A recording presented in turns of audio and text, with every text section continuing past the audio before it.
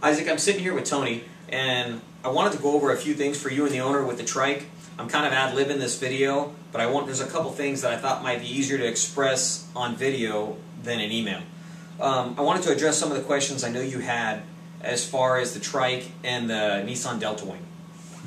The Nissan Delta Wing is really based on a race car concept, where the trike is more of a motorcycle concept. When I look at the dual-wheel design on the Delta Wing, it's really like an F1 car setup with the round steering wheel, the full column, and a shorter wheelbase as far as from track width from side to side on the wheels, making that it looks more of a design of a trike, but it's really not. It's a car. It has a cockpit, the steering wheel, the shaft, the full body that surrounds everything. With our setup, the trike is more towards like the Frogman trike that I know you initially liked. More leaning towards the motorcycle aspect. The steering column the steering setup that Tony developed and that's working on and making all the custom pieces for the trike leans more towards offshore racing, but it's also something that we're able to incorporate in the trike because it's weight saving, it's space saving, and unlike the car where you can turn lock to lock on the steering wheel, we're going to be limited more with a motorcycle setup with handlebars that have the throttle, the brake, and everything on them, because you're not going to be able to make those lock-to-lock turns. The steering setup that we used is going to give us the most travel to give you the biggest radius that you'll be able to turn in on the trike versus the Delta Wing that has the steering wheel with the shaft and the wheels. That's a phenomenal setup, but it's just completely different. It's more of a race car theme. Same with the cockpit.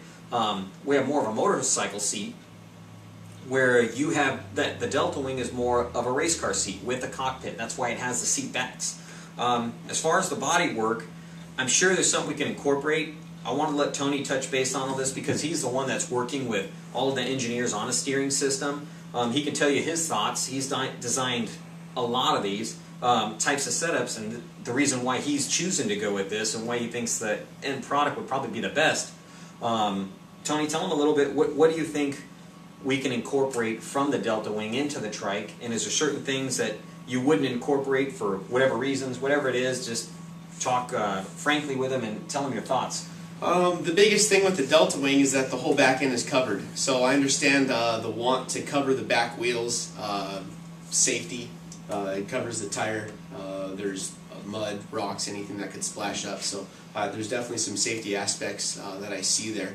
One of the biggest challenges I see is how do we incorporate a path for the rider to find the seat and get onto the seat of the bike, where the Delta Wing, it seems like it has a cockpit that you would climb up over and in. It's you can get in it, but it's not going to be real user friendly to get in the vehicle. I thought about the same thing because basically with the trike layout, you have that freedom of a motorcycle of jumping on and off. I mean, it's really the openness and the freedom of a motorcycle. It's easy access. Easy access. You can jump on and off with a passenger or whatnot.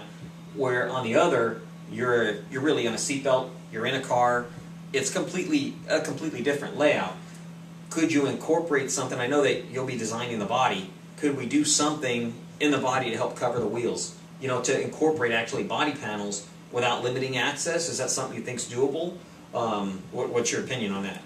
It's definitely doable. I think what we have to do is define exactly what it is that the owner is looking for.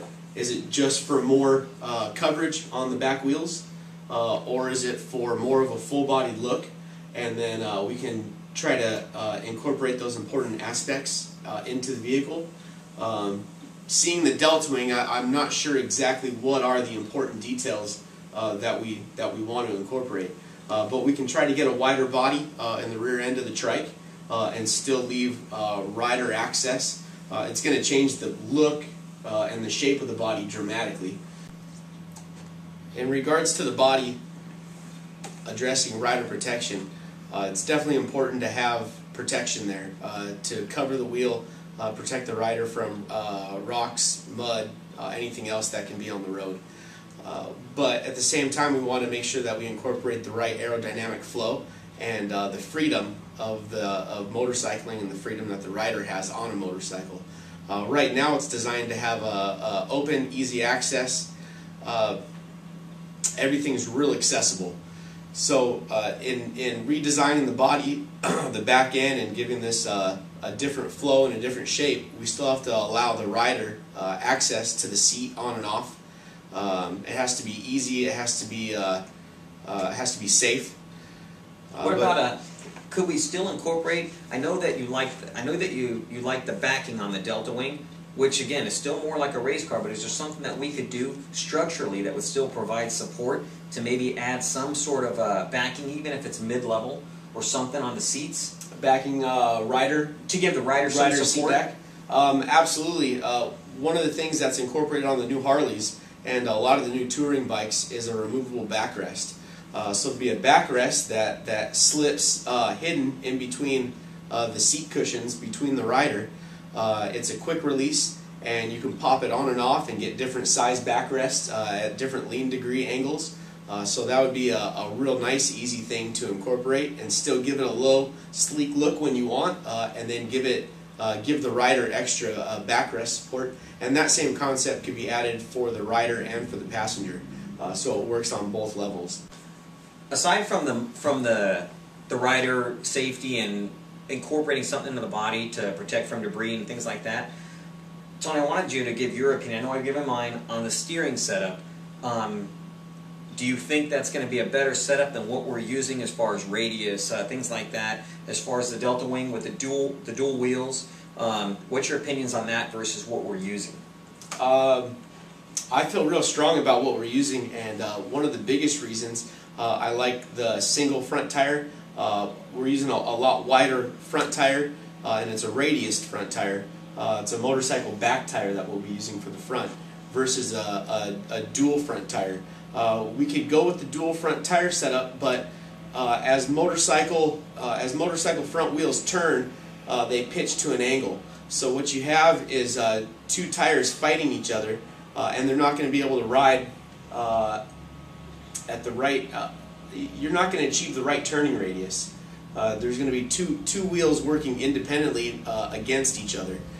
Whereas this one single motorcycle tire, it's a nice smooth radius, and you're going to get a very smooth transition through each turn. And you said I think this one's a cable as well, giving us a bigger radius versus a steering column on the other side. Is this something that if you were mechanically doing the steering with not using a cable on a motorcycle handlebar that's set up as a trike, how much of a radius would you be able to make a 360-degree turn? How much space would you need versus the cable system to make that turn? I think you need you need a lot more space. Whereas the center hub steering and the single front tire, we're going to be able to get the turning radius of just a standard motorcycle. We can adjust the rake and the trail.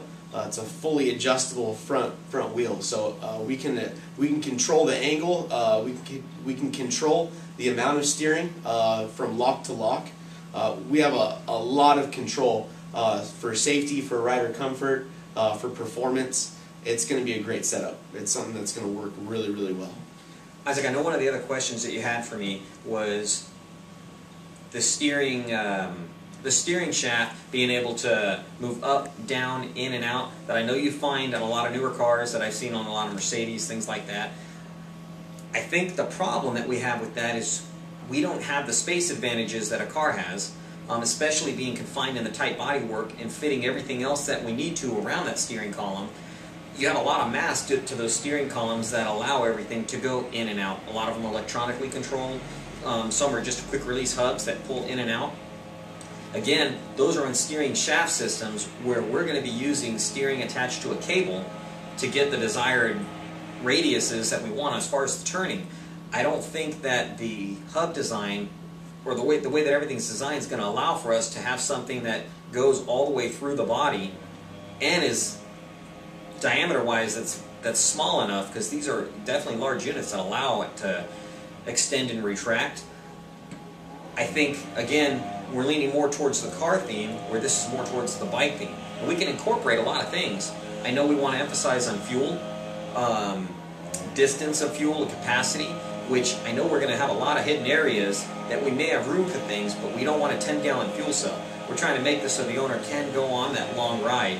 I want to say you mentioned 200 kilometers, so we definitely want to try to force fuel tank into as many areas that are open in the bike as we can. In addition, we have so much motor in the front and everything else, we definitely want to limit what goes through there because we don't have all those space, all that additional space to run the steering shaft, to run things. Although I think even if we did, that would be a less efficient way to go than the steering setup with the cable, the internal HUD that we're using.